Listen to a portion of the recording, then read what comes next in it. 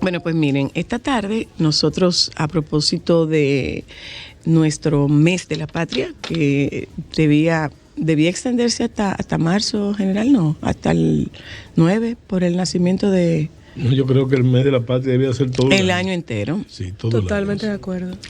Pero lo cortamos el 27 de febrero y el 9 de marzo es el cumpleaños de Sánchez. Entonces, y además marzo es un mes que está categorizado por grandes batallas por 12 años. 19 siempre. y 30. Sí. Sí, es 19 verdad. y 30 y otras, no solamente en marzo, sino hasta agosto. Sí. Está, O sea, pero es verdad, como eso usted tiene dice. razones fundamentalmente militares, ¿verdad? Porque son, aunque luzca una aberración, son las mejores épocas o los mejores meses para el tipo de combate que se hacía entonces en esa época. Eso viene de la antigüedad, en que la guerra, que siempre ha estado sujeta al terreno y a las condiciones climatológicas. Lógico. Entonces, y para hacerlo más entendible, por ejemplo, en diciembre, en invierno no se evitaba Eso el combate. eso es un dato importante. Eso es un dato sumamente importante, porque si no tiene una interés en eso, pues no capta que efectivamente las condiciones del clima deben tener alguna incidencia. Claro. Y las influencias del clima en el terreno, porque esos son dos elementos críticos en las operaciones militares. Ahora, con el uso de la tecnología y eso, el clima sigue siendo importante, pero no tan importante como era antes, que se evitaban determinadas épocas del año. Hoy se pueden predecir. No solamente hoy se pueden predecir, sino se puede operar con ciertas garantías sin detener las operaciones. Y se podría movilizar el campo de batalla en caso de que las condiciones no fueran favorables. Bueno, decía, en vez de pelear en Asua, vamos a pelear en Santiago. Sí, bueno, pero que eso no lo determina ni siquiera las condiciones de climáticas. Eso lo determina, en primer lugar, el que ataca. El que ataca, y hay un viejo dogma militar que reza que cuando un ejército logra determinar el lugar de la batalla, comenzó a ganar la batalla.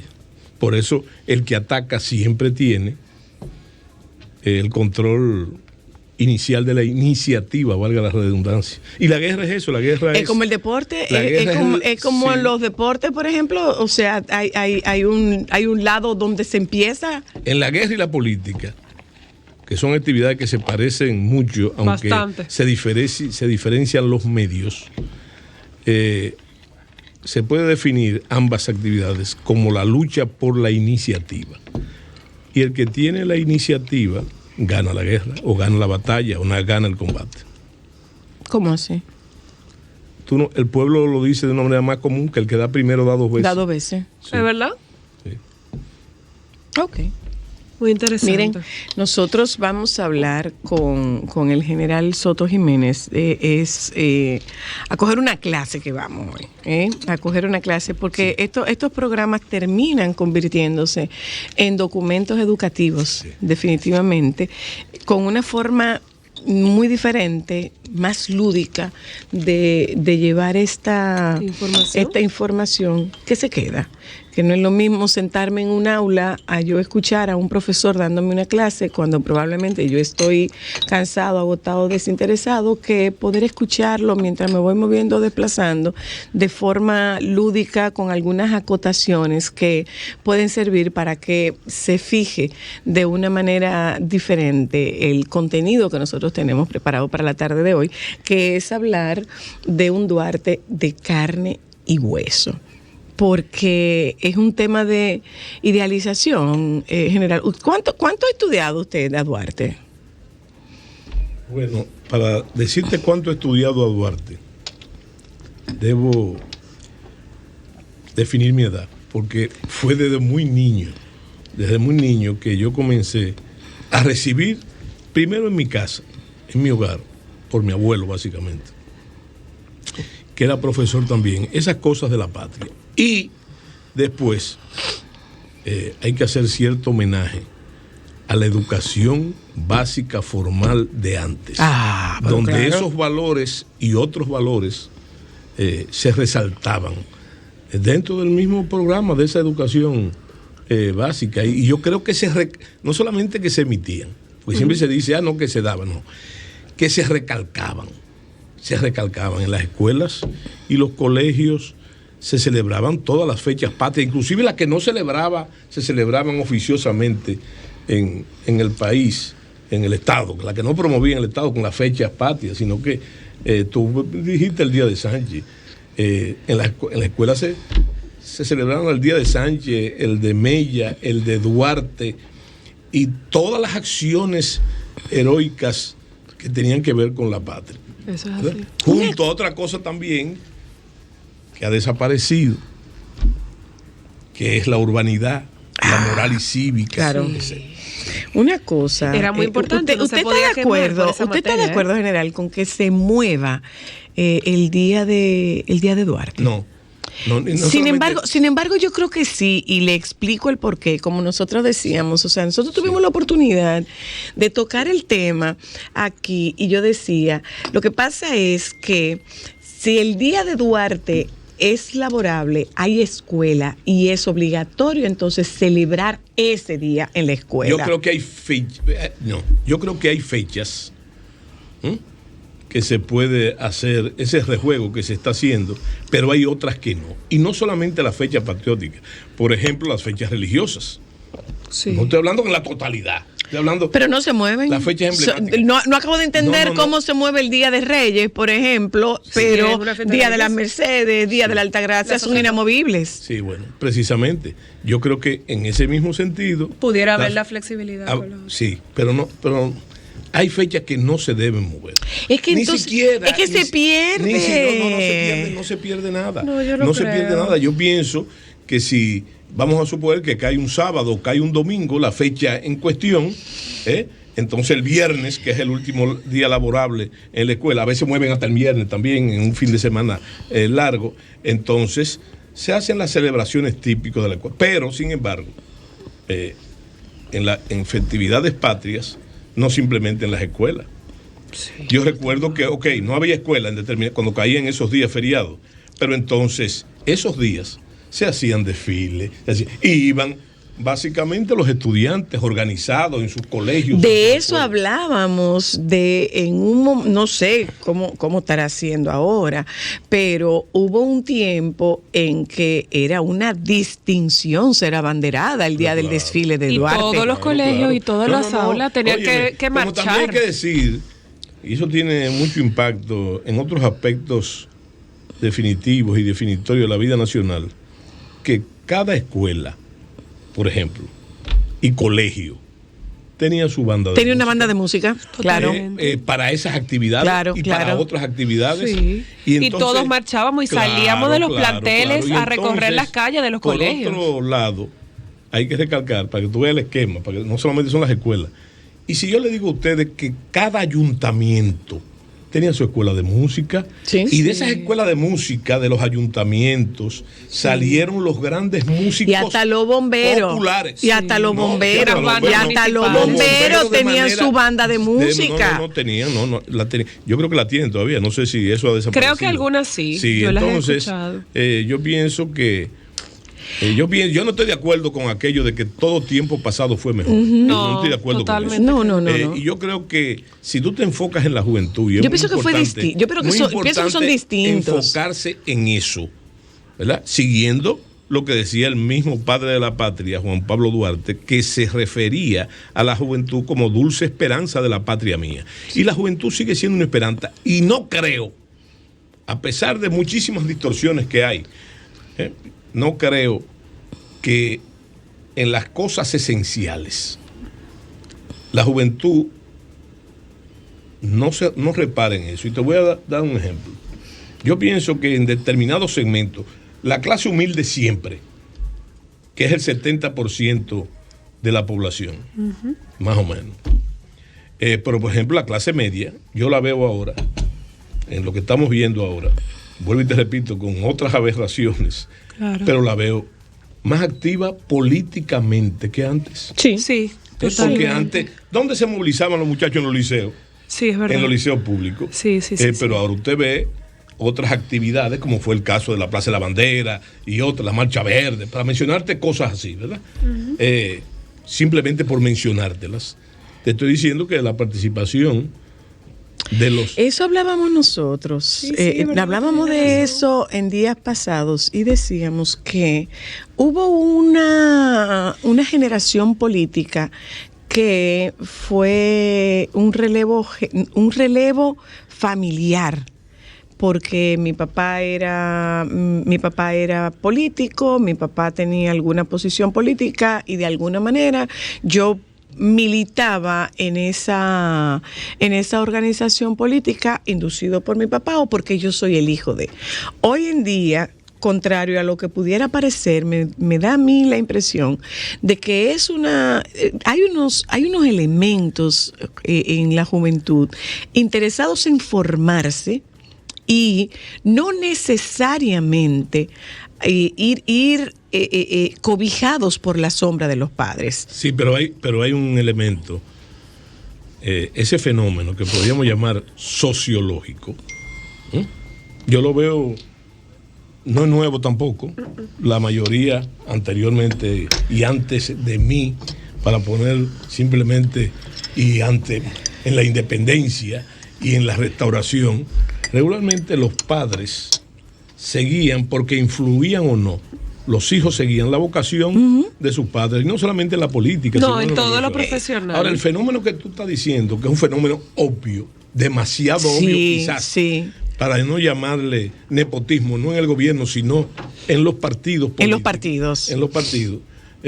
Yo no veo con alarma eso, yo lo que veo es que al mismo tiempo, por otro fenómeno sociológico, esa juventud se ha preocupado, sus padres y ellos, por formarse, por capacitarse. Por formarse. Sí, claro. Entonces, y encajar entonces en la línea política de su padre. Hay instituciones, y voy a mencionar una, para no mencionar otras, políticas, que siempre se ha dado eso, ¿verdad? Vamos a llamarle un relevo. Ahora, es como una herencia dinástica. Sí. Por ejemplo, lo que decía, por ejemplo, en el PRD. En el PRD, no desde ahora, no, en el PRD, que muchos lo definen como... ¿El de Bosch o el de Peña? No. Antes de eso, el PRDismo fue y sigue siendo transmutado en otras organizaciones, como ellos le llaman, un sentimiento nacional. Y ese sentimiento nacional, la mejor forma de transmitirse es mediante el hogar y la familiaridad y la consanguinidad. Usted era militar en ese tiempo, en el tiempo del puente de la 17. De esas manifestaciones de esas manifestaciones de Peña Gómez en ese puente de la 17. No solamente yo era militar, sino siendo militar, en esa época yo era teniente. No, que no podía participar. No. Es por eso, a eso me refiero. ¿Quién te dijo a ti? Sí podía participar. Sí. Claro, porque aún en campaña... se supone que no. No, pero espérate, porque tú tienes, siempre yo lo que te digo, tú dices, trátame bien que tengo el plático que sí o qué, pero que tú provocas. Porque tú preguntas. Señores, pero uno invita a este señor, porque oye lo que me está diciendo, él me está diciendo provocadora. Y te responde para condicionarme. No, yo tú no. Dijiste, vamos a las palabras. No me atribuya esa calidad que no la tengo. Es simple, tú dijiste, ¿verdad? Cuando los mítines de Peña Gómez en el puente de la 17, ¿usted era militar? Sí, era militar. Tú dijiste, pero los militares no podían participar. ¿No podían participar en qué? Activamente. No, activamente. Políticamente. No, activamente no. Es que como parte de su etos militar, en los formatos de seguridad y de orden público, entonces la policía y los militares participaban. Claro. No en la actividad política. No, que yo me refiero a la actividad política. La actividad, entonces eso significa... se llama el principio de la politicidad, y más que de la politicidad, de la partidismo que ahora estamos hablando de la República para los militares. Es imposible no ser político. Cierto, en este país es imposible. Por cierto, debo decirte que con un método tuyo, de la metodología de tu programa, de la dinámica, comenzamos y me cohibiste a mí de la formalidad del saludo. De decirte que me encuentro muy bien aquí. Muchas gracias. Gracias. No.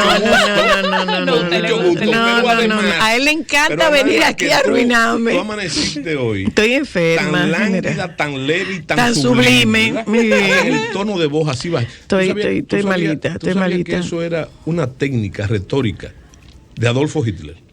¿Es verdad? Claro. Bueno. Sumiso. Bueno.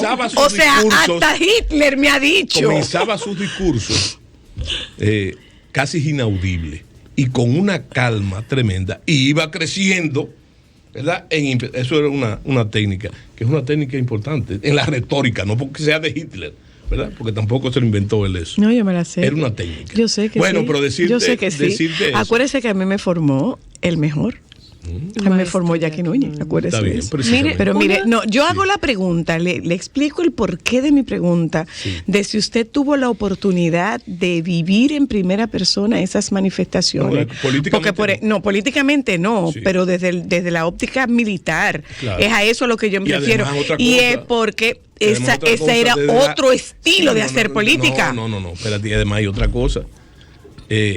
Uno de los elementos más importantes de lo que yo soy hoy se debe básicamente a que por razones cronológicas yo me crié, me desarrollé en una época muy convulsa del país y comencé a tomar conciencia ciudadana, quizás por metiche y sobresalido desde niño en lo que pasó en el país. Porque ¿qué fue lo que pasó en el país en mi niñez? Fue el ajusticiamiento de Rafael Leónidas Trujillo. Y todo lo que vivió el país, incluyendo una guerra civil, incluyendo varios movimientos guerrilleros, como el de las Manaclas, por ejemplo. Entonces, como ciudadano, no como militar, yo no podía ser impactado por esas realidades. Entonces, eso fue para mí muy importante en mi formación. Es que hay una generación. Para concluirte, como antecedente yo tengo, la formación de esa democracia que no es tan cara a todos. Sí. Y por la que yo te digo a ti, metiendo ahora mi tema de lleno, ¿sabes cuál es? ¿Tú sabes cuál es? Él me ha dicho de todo. ¿Tú sabes cuál es? Hasta lo Hitler más me ha dicho. ¿Sabes cuál es importante? Que yo pienso que la inmigración ilegal haitiana, una gravísima amenaza para la supervivencia del país, se está tragando y comiendo los frutos de esa democracia que yo te he dicho, que a los dominicanos nos ha costado sangre y fuego. Sí, y que debemos defender. Mire. Entonces tú lo puedes ver en sus proyectos más obvios, sin mucha literatura. Tú sabes lo que es. Primero, tú sabes lo que le costó al pueblo dominicano la seguridad social, la lucha por la seguridad. No te estoy diciendo que se consiguió, sino es una lucha, es un fruto de la democracia. Y que todavía el sol de hoy estamos. Tú sabes lo que costó. Y ya tú estabas coleando en esa época, viviste y coleando. Lo que costó la lucha por el 4%. Pero claro. ¿Verdad? Entonces, eso es lo que está en peligro. ¿Usted cree? Dígame una cosa. Sí. ¿Valió la pena la lucha del 4%? Le explico el porqué de mi pregunta. Recuerdo que yo trabajaba en un programa de opinión en ese momento y uno de los panelistas decía que no estaba de acuerdo con la lucha porque no iban a saber qué hacer con ese presupuesto. Y yo decía, me parece un tanto excesiva esa posición. Sin embargo, el tiempo le dio la razón. ¿Por qué? Porque ese presupuesto debe invertirse más que todo en la formación de los profesionales de la educación. ¿Y en qué se ha ido? En infraestructura. Entonces, no es invertido adecuadamente. Es que no hay que especular mucho. Yo recuerdo esa cita. Yo la recuerdo eso. ¿Y quién la dijo? Pero yo te digo, que no hay que especular mucho. A mí me parecía extremista. No. Me parecía extremista y era como, es como esta irreverencia joven, porque era un hombre joven quien lo decía. Sí. Me parecía extremista y hasta cierto punto una irreverencia. Sin embargo, el tiempo le da la razón. Estoy diciendo que no hay que especular nada. Es que los hechos están ahí, dramáticamente expuestos sobre la realidad. Sí, es así. Ahora, eso no descalifica esa lucha. No, claro, ese dinero, claro. Bien usado, bien administrado, de forma prodinámica, proactiva, en favor de la educación nacional, tan necesaria en todos los procesos en la República Dominicana, serían lo ideal. Es más, porque nosotros estamos en una situación involutiva, sí, con relación a la educación. En esa lucha había otra aberración y yo me expresé en esa época en favor de sobre eso, que se hablaba de un gran acuerdo nacional para el cumplimiento del 4%. Y yo dije que el cumplimiento de la ley no se acuerda. Y hay que hacer un acuerdo para eso. Acuerdo, simplemente hay que cumplirla. Claro. Como hay que cumplir ahora la ley de migración que existe y la Constitución de la República y el concierto de nuestras leyes. Mire. A mí me han preguntado muchas veces, ¿cómo se resuelve el tema haitiano? Cumpliendo la ley. ¿Y cómo se resuelve? La ley. Y cumpliendo la ley. Para cumplir la ley, ¿qué se necesita? ¿Qué se necesita para cumplir la ley? La familia suya está ahí. La familia suya está ahí. No importa que esté ahí. La familia larga suya está ahí. No importa que esté ahí. Sí. ¿Usted sabe dónde está el problema? Es el cumplimiento de la ley. Claro. ¿Y qué se necesita para cumplir la ley? Más que la conciencia ciudadana, no. Es la voluntad política. Porque el presidente de la República, cuando va a juramentarse al Congreso, a iniciar su sesión, lo que jura es cumplir y hacer cumplir las leyes. Dígame una cosa. Eso es soberanía. Esa es la soberanía. Esa es la verdad. Esto sí se lo voy a preguntar con intención. Sí. El Señor me acompañe. No, aclara primero lo de la familia mía. Tú me estás hablando de la familia larga, los guardias. Sí, claro, está bien. Ahora claro. Sigue. Hay un tema, hay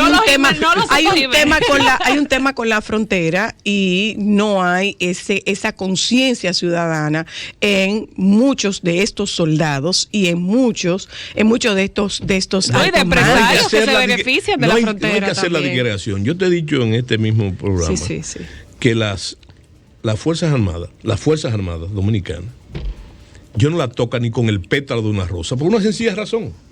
¿Usted es miembro? No es que yo soy miembro, es que ese es mi referente.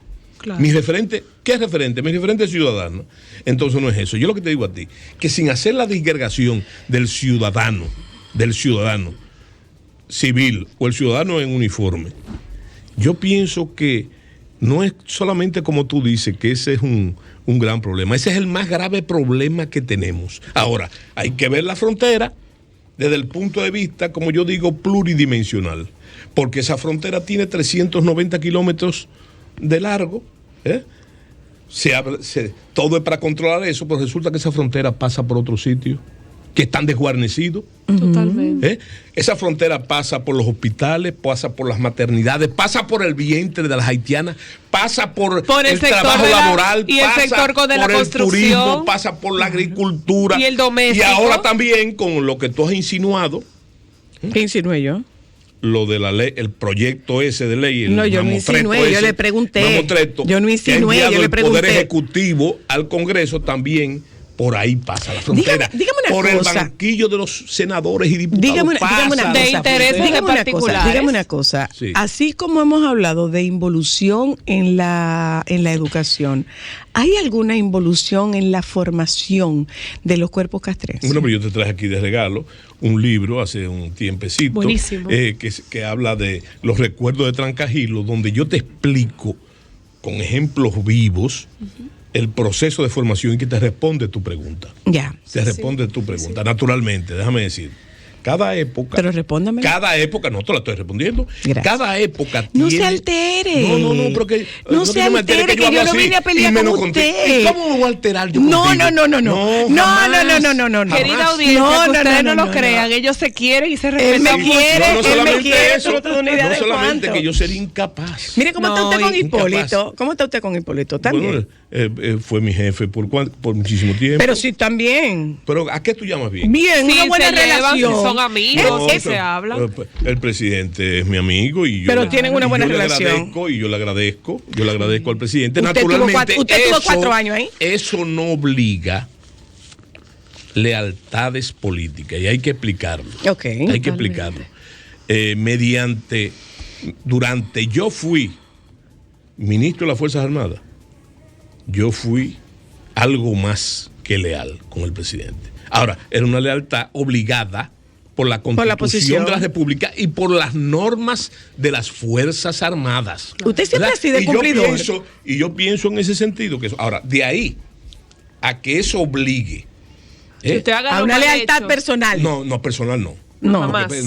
Personal, yo soy leal a la amistad. Y como dijo Estefan Suey, el agradecimiento es el principal abogado de la lealtad. Ahora bien, lealtad política no. No. Lealtad política no. Con el presidente, cuando era el comandante en jefe, yo no podía tener diferencias de ese tipo. Tenía un camino. Si no estaba de acuerdo, entonces pedía Su renuncia, su No, baja. me renuncia no, porque los guardias no renuncian. No, a ustedes los retiran. Usted solicita la baja. Pero entonces, después, cuando yo recobré mis derechos ciudadanos, o sea, de poder votar, de elegir y ser elegido, entonces no necesariamente tengo que estar. Estoy de acuerdo con él en algunas cosas, pero no necesariamente tengo que estar compuesta en todas. Pero se quieren ustedes. ¿Eh? Se quieren ustedes. Bueno, pero el afecto es el afecto. Y yo no sé si él, pero yo estimo al presidente. No, pero no sé. ¿Y cómo tú quieres? Claro. Por eso tú pasa también. Y además es un personaje. Con tus relaciones emotivas. Sí. Tú puedes querer, pero puede ser que no te quieran. Es así. Eso es así. Creo yo. Sí, Pero es así. Lo que yo pienso es que no hay hostilidad. No hay hostilidad. No hay hostilidad. No creo que haya razón para que No, eso pero además a esta altura de la vida, las hostilidades tienen que irse relevando. Ya yo te dije que he sido claro. A esta altura de la vida, las hostilidades tienen que irse relevando. Y tengo una excelente visión de su papel en el momento que le tocó vivir. Porque hacer esas comparaciones de ahora, antes y después, eso es un poco, eso es peligroso, inclusive, hacer esas comparaciones. Tuve ahora, yo he escrito 2 libros, sobre el doctor Balaguer, que yo cito frecuentemente al presidente Mejía, y en bien, y de fuera. Ahora, ni en bien ni en mal, sino la verdad, Claro. la realidad. Y ahora, esto es una primicia para ti. Adelante. Ahora saldrá publicado en junio, mi libro, ¿verdad? Donde el presidente Mejía, de forma obligada, es la figura central, porque ¿de qué voy a hablar yo? Voy a hablar de aquel grupo de coroneles, en un momento determinado, que se congregaron para defender la democracia. ¿Dónde se congregaron? Se congregaron en esa actividad, no en un sitio, Zoila, no en un sitio, sino en esa actividad. Y entonces, yo creo que el presidente Mejía porque él era el jefe político de esos coroneles, él es una fuente obligada. Y qué bueno que yo y él estemos vivos todavía, porque así podemos contrastar y decir no, eso no fue así. Claro. ¿Me entiendes? Qué bueno, porque de eso se trata precisamente. Mire, vamos a hablar de Duarte, de carne y hueso. Estamos pasados ya de no hablar de Duarte. No, pero espérese.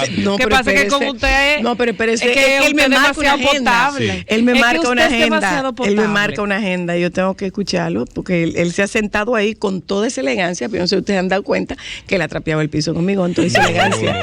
Él ha trapeado el piso conmigo. Se va a salvar porque yo no me siento bien. Esa cizaña. ¿De quién? Necesaria. Pero la cizaña de quién. No se preocupe, O general, sea, que yo lo defiendo en ese departamento para que usted sepa. Además, cizañosa. No. Mire, señora Luna, Patricia Gracias. nunca nos ha dicho no puede. No, pero que jamás. Él bloquea su agenda para venir y compartir con nosotros. Es más, él no puede desaprovechar la oportunidad de venir a decirme cizañosa, chimosa. No, y además, y no descarte eso para verte también. No, para verte. No, porque a pesar de tus años, tú sigues se conserva, ¿verdad? Claro. A pesar de nuestros años, dirá usted. No, pero ¿Cómo usted se conserva bien también? No, claro. Eso no es un piropo. Yo soy mucho más añejado que tú, para no decir la palabra viejo, ¿verdad? Y entonces, fíjate, yo pienso que hay cosas, actividades, que hay que hacerla entre gente que medie el afecto y el respeto. Sí, claro. Por ejemplo, tú sabes lo desagradable que es comer en mala compañía. Por ejemplo, Ahí sí tú sabes lo que es bailar con una mala compañía. O con un baile malo. Sí, tú sabes lo que es dormir con una mala compañía. No sé. Bueno, no sé. hay que hacer las cosas en buena compañía. Y entonces estas conversaciones, estos conversatorios, serían muy cuesta arriba y desagradables si no son en buena compañía. Vamos a hablar de Duarte de claro. Carne y hueso. Yo no sé, pero yo me imagino que tendría como ese temple. No, esa seducción del general Soto. Porque, de intelectual. No, él es seductor y desde que se sentó ahí no ha hecho otra cosa que no sea seducir. Oye, pero desde que se sentó ahí no ha hecho otra cosa que no sea seducir. Desde que se sentó ahí no ha hecho otra cosa que no sea seducir. Yo voy a publicidad, ya vuelvo.